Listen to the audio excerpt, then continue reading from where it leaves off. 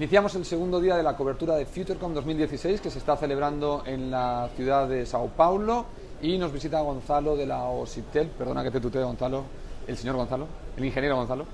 Economista. El economista Gonzalo. Bueno, sí, ingeniero en realidad es más un tema de México, me parece. Sí. Con el que vamos a estar hablando un poco de la situación del mercado peruano, porque ha habido algunos desarrollos muy interesantes, como van a escuchar de su propia voz, y vamos a intentar tocarlos todos para entender mejor estas novedades del mercado. Gonzalo, bienvenido a telesemana.com. Muchas gracias por la invitación y encantado de estar contigo. Y es un placer tenerte porque me recordabas que hacía 2 o 3 años que ya habías estado aquí en FutureCom con nosotros, así que bueno, bienvenido nuevamente. Vamos a empezar por el tema más escabroso, que es el tema del cambio tarifario, por decir escabroso un adjetivo, donde los operadores en realidad han mostrado ciertas reticencias. Y yo te comento lo que nosotros hemos cubierto en telesemana.com y tú me dices cuál es la visión de la OSIPTEL. Básicamente los operadores decían que la nueva reglamentación que se estaba proponiendo con respecto a las tarifas lo que hacía era limitarles, especialmente cuando se trataba de usuarios nuevos, ¿no? De crear tarifas para nuevos entrantes. Y además decían que los operadores defienden que cuantos más tarifas, mejor para ellos, porque pueden atacar, digamos, tú que eres economista, a más parte de la curva de la demanda y ser más eficientes en ese sentido. Cuéntanos un poco cuál era la propuesta de OSIPTEL y si has escuchado estas quejas de los operadores, ¿cuál es vuestra respuesta? Sí, bueno, lo que ha generado estos comentarios básicamente es una propuesta que actualmente está en discusión y que tiene que ver con un fenómeno que hemos observado en distintos mercados de telecomunicaciones, no solamente el segmento móvil, sino en general el segmento fija y cable. Lo que tenemos nosotros hoy día, por ejemplo, es más de 1.500 planes de telecomunicaciones de todo tipo de servicios, 400 planes o 500 planes de servicios móviles, por ejemplo, en donde para el consumidor se hace difícil la comparación, ¿no? Y en muchos casos lo que tenemos es que en el caso de la información, lo que ocurre, un fenómeno es que más información no necesariamente es mejor para nosotros. Entonces tenemos que ser muy cuidadosos en la información que le brindamos y efectivamente cuando hay superabundancia de información, el consumidor puede incurrir como, digamos, en decisiones que no son las más convenientes. Y también lo que puede ocurrir es que con la dinámica de precios, algunos consumidores pueden verse perjudicados con tarifas menos favorables para los mismos servicios, ¿no? Entonces lo que vemos es que simultáneamente algunos consumidores tienen tarifas más altas consumiendo servicios similares. Entonces lo que se buscó con esa propuesta justamente es ver un mecanismo para corregir esta distorsión a través de un mecanismo que le llamábamos de adecuación automática, no de tarifas. Esto es obviamente una propuesta que está en discusión en el mercado y estamos recibiendo y procesando todos los comentarios. Nosotros en manera simultánea a esta propuesta también hemos buscado mecanismos que lo que buscan es empoderar al usuario en la toma de decisiones. Recientemente, hace unas semanas, hemos lanzado un aplicativo que se llama Comparatel, que es una herramienta que está en la página web de los OSIPTEL y que lo que permite es también comparar los distintos planes que existen en el mercado, vigentes, a partir de los atributos más relevantes de cada uno de los planes. Esta es una herramienta que hemos venido trabajando hace 2 años, ¿no? y que creemos que también ataca el mismo problema, que es esta superabundancia de planes y cómo hacer que el usuario pueda tomar decisiones informadas y que pueda decidir cuál es la mejor alternativa para sus preferencias, ¿no? Para que, digamos, en virtud, digamos, de sus propias preferencias pueda tomar la mejor decisión. Ok. Luego hablaremos de la herramienta porque me interesa explorarla. Sí. Volviendo al tema de las tarifas, ¿no? De la propuesta, que evidentemente, por lo que dices, todavía no es ninguna orden, ni ley, ni reglamento oficial, sino que lo estáis procesando a ver qué dice la gente.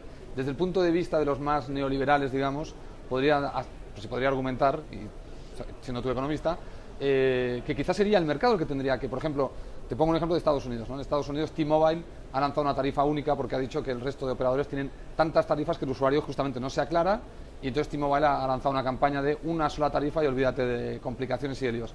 ¿No debería ser el mercado quizá o algún operador que se diera cuenta de que hay un lío tarifario y no ser el regulador el que tenga que venir a poner orden a un mercado que quizá al usuario no le molesta tanto que haya este quilombo tarifario, digamos? Sí, ojo, la propuesta no es de fijar tarifas, ¿no? Esto es bien importante. La propuesta lo que hace... Ni delimitarlas, el número.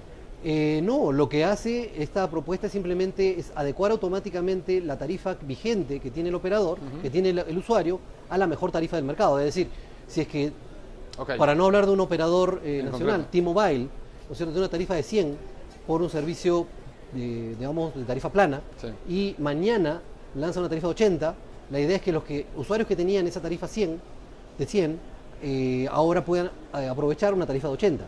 ¿No? Por el mismo servicio, exactamente el mismo servicio, ese era el requisito, que por exactamente el mismo servicio la tarifa que se ofrezca se adecue, ¿no? Y eso no es limitar el número de planes, sino es simplemente adecuarlos. Eso es bien importante, no se está regulando el mercado.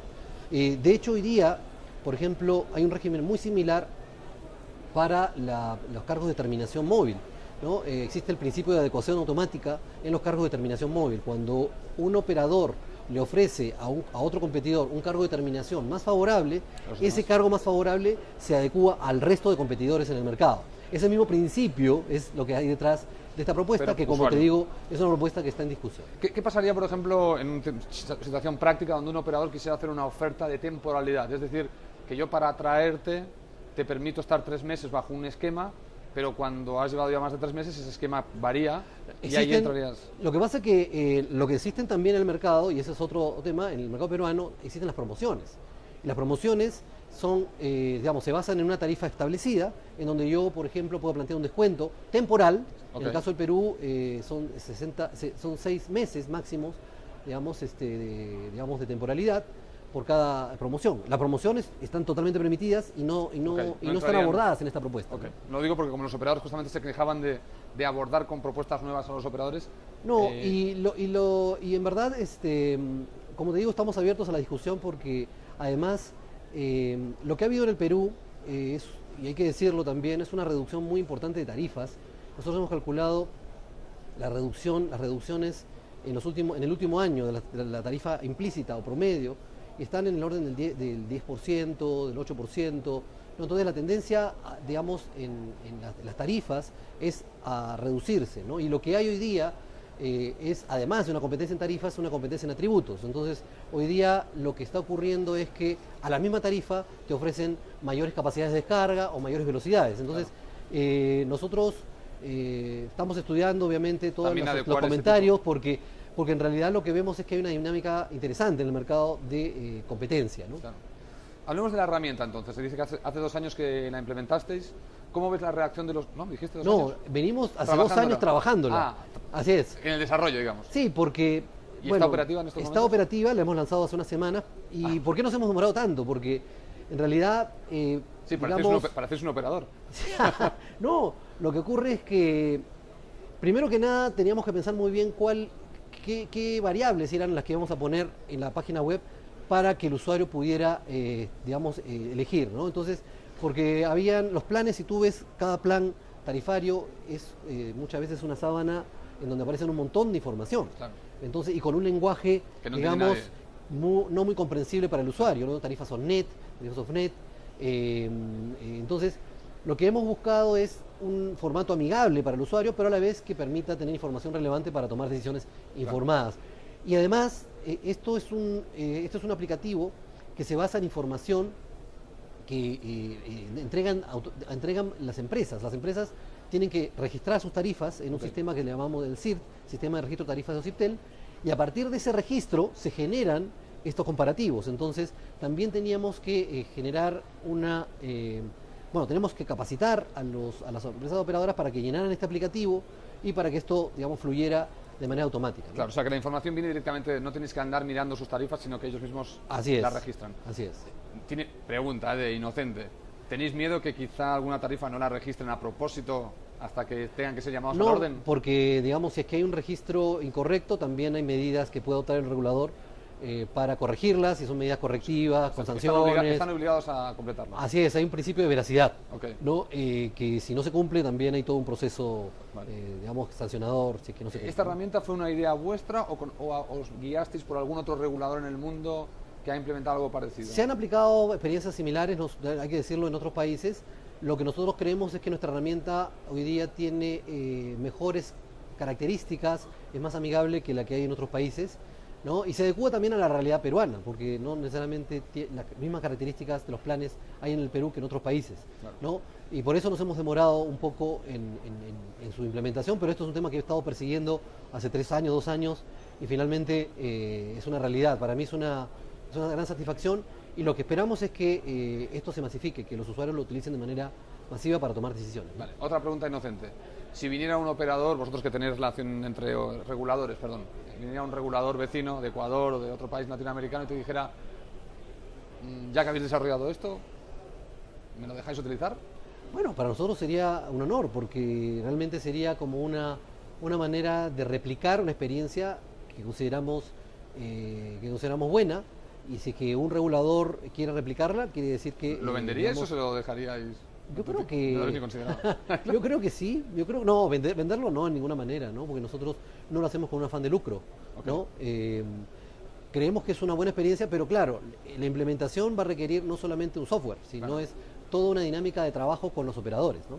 Vale, buenísimo. Bueno, como fruto de esta, volviendo ahora dejando la herramienta, volviendo al tema de tarifario, como el fruto de esta normativa que estáis planteando y que está en discusión sobre las tarifas, salió algo positivo, que es Sí. que vosotros proponíais unas tarifas especiales para gente con discapacidad y, por lo que hemos cubierto en Telesemana, todos los operadores se han apuntado y lo están adoptando como algo muy positivo.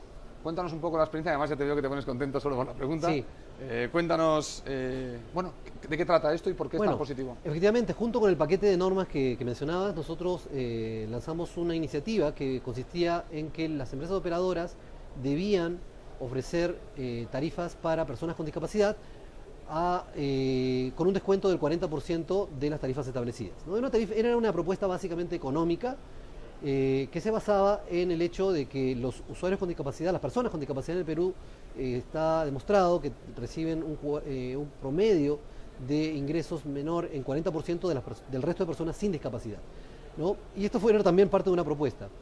A raíz de esta propuesta, varios expertos, medios, salieron a criticar esta propuesta diciendo que era intervencionista, que era una propuesta controlista, que atentaba contra el libre mercado. Nosotros, nuestra respuesta fue que en general este tipo de iniciativas se aplican en muchos países, y los reguladores, en Estados Unidos, el FCC, por ejemplo, y en Inglaterra, tienen políticas específicas de accesibilidad dirigidas a este segmento de la población, personas con discapacidad.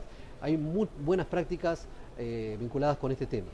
Y lo que hemos visto después de esta propuesta, y luego de plantearles a los operadores esta idea, los operadores han respondido positivamente. Y han respondido positivamente no solo con descuentos o con tarifas económicas para personas con discapacidad, sino con planes, especializados por tipo de discapacidad. Por ejemplo, tenemos planes de voz para personas con discapacidad visual, o planes de datos para personas con discapacidad auditiva, ¿no? O sea, planes que incluso son mejores que las alternativas que habíamos contemplado inicialmente. Entonces, lo que vemos acá es que es un caso de éxito, yo lo veo, porque a raíz de una idea que lanzó, una propuesta que lanza el regulador, la industria responde positivamente, y lo que tenemos es básicamente una respuesta sin regulación, en beneficio del desarrollo del país y de un segmento de la población que tiene derechos también a acceder a las tecnologías de la información. ¿Los que os criticaron inicialmente fueron los operadores, estos que hablaban de intervencionismo, o eran...? No lo sabemos, en realidad hay expertos que salieron, pero no importa, al final el resultado ha sido positivo, ¿no? Y creo que también ha posicionado bien a la industria frente al país, ¿no? En términos de que la industria es una industria que, si bien son empresas privadas que hacen negocio, también tiene una visión de país, una visión de largo plazo en favor de las personas de este grupo vulnerable de la población. Bueno, voy a cambiar completamente de tercio, como dirían en los toros, y voy a pasar a hablarte del apagón, porque estás en el proceso de apagar líneas, me imagino que son prepago, en Perú. Me decías que esto va a durar hasta marzo del año que viene. Así es. Cuéntanos un poco cómo va esto y qué está pasando con este tipo de apagón, qué tipo de problemas os estáis encontrando a la hora de ejecutarlo, digamos. Sí, este es un proceso que se inicia en junio de este año, cuando el Ministerio de Transportes lanza una iniciativa que lo que busca es sincerar las contrataciones de líneas prepago en el Perú. Lo que ha ocurrido en los últimos años es que no ha habido un control adecuado de la contratación de las líneas prepago, y lo que ha habido es un fenómeno de suplantación de identidad muy generalizado, digamos, muy expandido en el país, ¿no? Digamos, esto lo que ha generado es problemas en personas que se han visto sorprendidas al ver que se ha utilizado su identidad para realizar llamadas de extorsiones o llamadas, digamos, que finalmente han terminado, ha hecho que estas personas han terminado involucradas en casos penales, ¿no? Entonces, con denuncias penales, ¿no? Entonces, lo que se ha buscado es justamente, digamos, corregir de una sola vez, sincerar de una sola vez este proceso de contratación o estas líneas a través de un proceso de depuración, ¿no? Y a eso le llamamos el apagón telefónico, ¿no? Esto no es una medida aislada, sino han habido otras medidas, como por ejemplo la implementación a partir de enero de 2017 del sistema de contratación biométrico, ¿no? A partir del año 2017 todas las empresas van a tener que implementar un sistema de contratación basado en biometría, ¿no? Ya no solamente es mostrar el DNI, sino que las personas pongan su huella digital para contratar líneas telefónicas, ¿no? Entonces, este proceso del apagón justamente lo que busca es eliminar aquellas líneas que no son reconocidas por las personas que aparecen, digamos, como titulares de esas líneas. Primero se ha empezado con las líneas con más de 10, aquellas personas que tienen más de 10 líneas prepago, ¿no? Se han depurado más de 500.000 líneas de usuarios con más de 10 líneas prepago.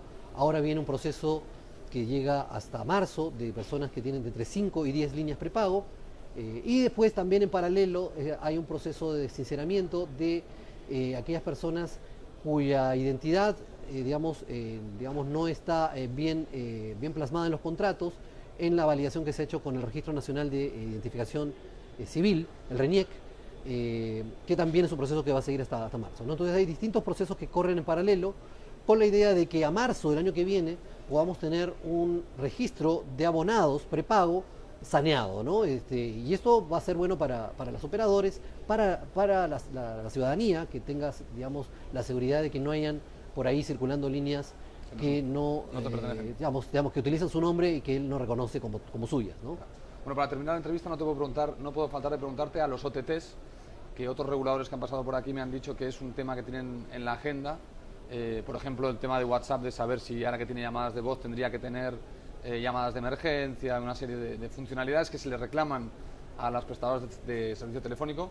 No sé si el tema de los OTTs es algo que vosotros tenéis en la agenda, por lo menos para tratar. Es un tema difícil, ¿no? Es un tema que tenemos que empezar a pensar con los operadores de cómo vamos digamos, a plantear un piso parejo, ¿cierto?, para digamos, empresas que prestan servicios similares, ¿no? Y esto es parte no solamente de una reforma regulatoria, sino probablemente también parte de una reforma legislativa que va a tener que hacerse en el Perú, porque en el Perú todavía tenemos una norma nuestra ley de telecomunicaciones es la ley del año 1991, ¿no?